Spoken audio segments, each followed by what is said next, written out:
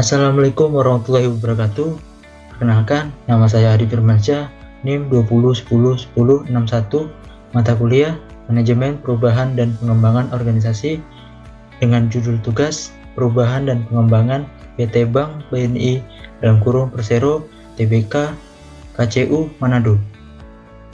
Selanjutnya yaitu latar belakang pengembangan dan perubahan yang terjadi membuat suatu perusahaan harus mampu menyesuaikan diri dengan perubahan yang menjadi perubahan-perubahan yang harus dihadapi tersebut, salah satunya di bidang manajemen, di mana perusahaan itu dituntut agar bisa membuat perusahaannya berkembang dengan keadaan manajemen yang mampu bersaing dan bertahan dalam mengembangkan pesat globalisasi. Hal ini mengangkut sumber daya manusia yang memiliki suatu perusahaan tersebut yang diperoleh dari hasil rekrutan dan pengembangan dan pelatihan karyawan. Dampak yang membuat karyawan harus mengembangkan wawasan ilmu, pengetahuan, dan teknologi untuk mampu bersaing dengan perubahan serta pengembangan globalisasi ini. Selanjutnya ada pembahasan diagnosa dan tujuan formal. Dunia perkembangan mempunyai peran penting bagi masyarakat. Oleh sebab itu, setiap bank perusahaan untuk meningkatkan kinerja pada setiap karyawan agar mampu memberikan pelayanan yang optimal dan sesuai dengan keinginan nasabah. Penelitian Sregar, Medi, dan Sepono yang mengungkapkan bahwa bank untuk harus mempertahankan eksistensinya, bank harus berusaha memuaskan kebutuhan dan keinginan nasabah sehingga tujuan perusahaan yaitu memperoleh laba yang maksimal dapat tercapai. Pelanggan dan loyal kemungkinan akan menunjukkan sikap perilaku positif seperti membeli uang, produk, jasa yang sama dengan rekomendasi positif yang dapat mempengaruhi pelanggan yang telah ada dan menarik konsumen menjadi pelanggan dari perusahaan bisnis itu.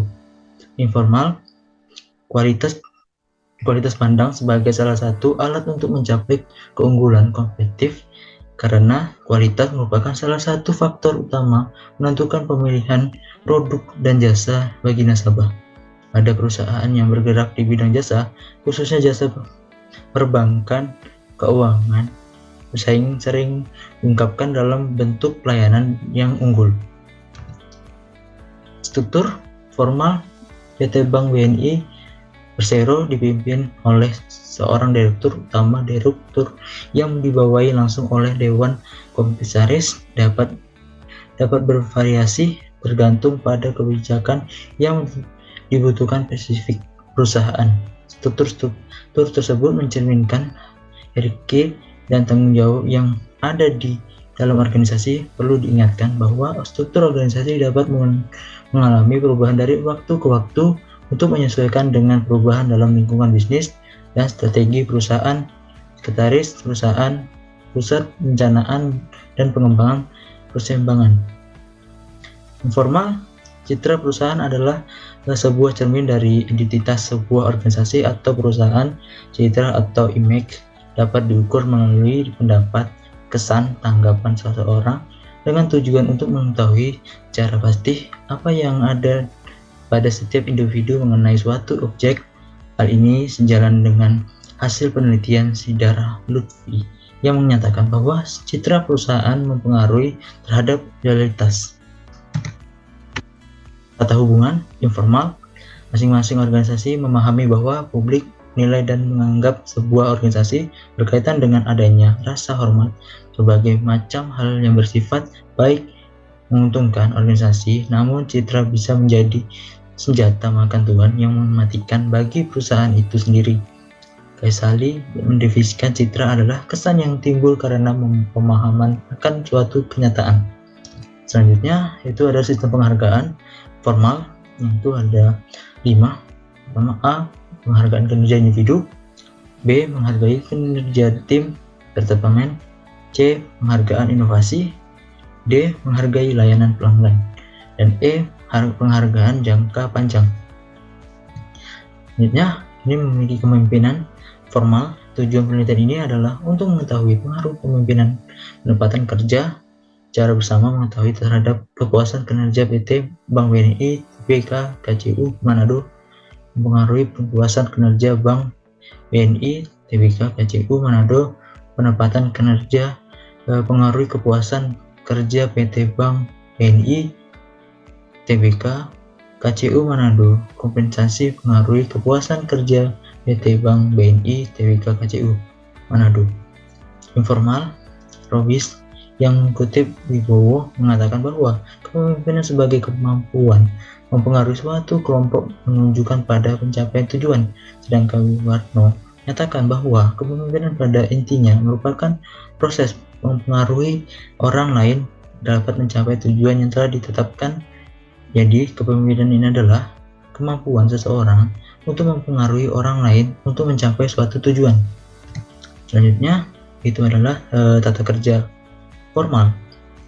Bank Tabungan Negara adalah salah satu badan usaha milik negara yang terbentuk persoalan terhadap dan bergerak dalam bidang jasa pelayanan perbankan dengan fokus bisnis pembiayaan perumahan tanpa subis, di mana kemampuan BTN untuk mengadaptasi terhadap perubahan lingkungan secara kemajuan teknologi dicerminkan dari pengembangannya yang semakin menyempurnakan identitas perusahaan dari waktu ke waktu dengan tingkat persaingan antara bank yang semakin ketat serta didukung keunggulan-keunggulan yang dimiliki antara bank mendorong bank BTN untuk lebih meningkatkan kualitas pelayanan, meningkatkan citra perusahaan sehingga diharapkan nasabah akan mendapatkan kepuasan dan pada akhirnya nasabah akan menjadi loyal.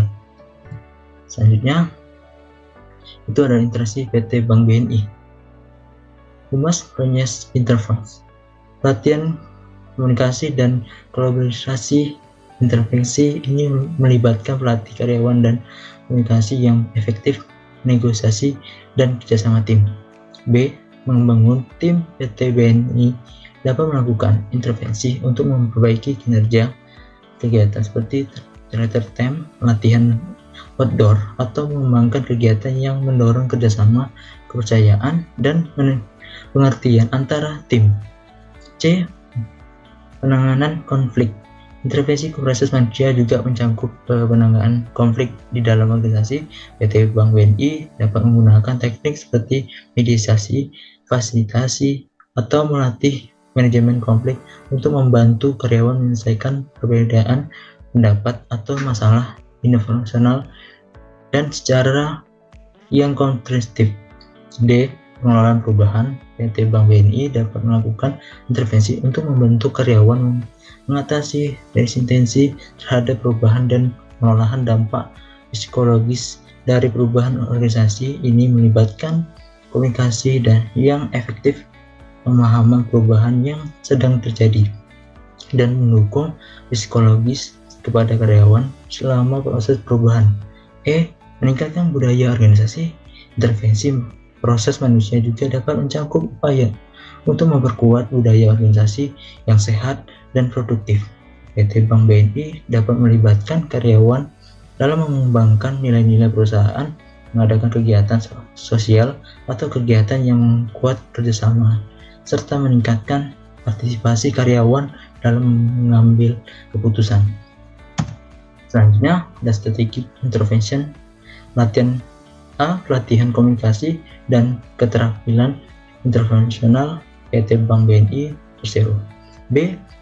Pembangunan tim. PT Bank BNI Persero Tbk dapat melakukan intervensi untuk memperkuat kolaborasi antara karyawan. C. Pengelolaan konflik. Intervensi perusahaan memajukan juga dapat melibatkan penanganan konflik di tempat kerja PT BNI Persero. D. Penilaian dan pengembangan kinerja PT Bank BNI Persero. E. Program kesejahteraan dan keseimbangan kerja hidup PT Bank BNI Persero. Terstruktural intervention. A. Penyusunan strategi organisasi. B. Pengembangan profesi, produk dan layanan. C. Analisis dan kolaborasi. D. Transformasi digital. E. Pengembangan karyawan. Selanjutnya, Humas Excellence Management Intervention. A. Kontrolmen dan seleksi. B. Pengembangan karyawan. C. Manajemen kinerja. D. Pengajian dan kompensasi. E. Manajemen perubahan. C. Analisis intervensi pada PT Bank BNI. Human Process Interventions. A. Pelatihan komunikasi dan komunikasi. B. Membangun tim PT Bank BNI Persero. C. Pemenanganan konflik. D. Pengelolaan perubahan. Dan E. Meningkatkan kebudayaan organisasi. Strategic Interventions. A. Analisis lingkungan internasional. B. Pengembangan strategis bisnis. C. Merger atau akuisisi. D. Diversifikasi produk atau layanan. Diversifikasi produk atau layanan. E. Inovasi dan pengembangan teknologi. Structural Intervention. A. Reorganisasi struktur organisasi. B. Perbaikan sistem dan produk. C. Implementasi teknologi baru. D. Perubahan budaya organisasi. E. Intervensi manajemen sumber daya manusia. Human Resource Management Intervention. A. Struktur dan seleksi. B. Pengembangan karyawan. C. Manajemen kinerja. D. Keseimbangan kerja dan kehidupan. Selanjutnya, kesimpulan. Kepemimpinan yang efektif berperan penting dalam meningkatkan kepuasan kerja karyawan yang mampu memberikan arahan yang jelas, mendukung memperkuat kepada karyawan dengan lingkungan kerja yang positif, dan meningkatkan kepuasan kerja yang dapat mempertimbangkan keterampilan, minat, dan keahlian karyawan dapat berkontribusi pada kepuasan kerja. Saran, perusahaan dapat memperhatikan dan meningkatkan kepuasan kepemimpinan di bagian tingkat pelatihan kepemimpinan, dan mengembangkan kepemimpinan dapat membantu pemimpin dalam memahami kebutuhan karyawan dan menciptakan lingkungan kerja yang memadai. Menempatkan kerja yang baik dapat dilakukan melalui penilaian keterampilan yang berminat karyawan serta komunikasi yang efektif antara pengembangan dan karyawan, memberikan kesempatan pengembangan dan karir dan kualitas kerja dapat membantu karyawan mengumumkan posisi sesuai dengan kemampuan dan minat mereka. Baiklah, demikian presentasi kali ini. Saya akhiri dengan wabillahi taufiq wal hidayah. Wassalamualaikum warahmatullahi wabarakatuh.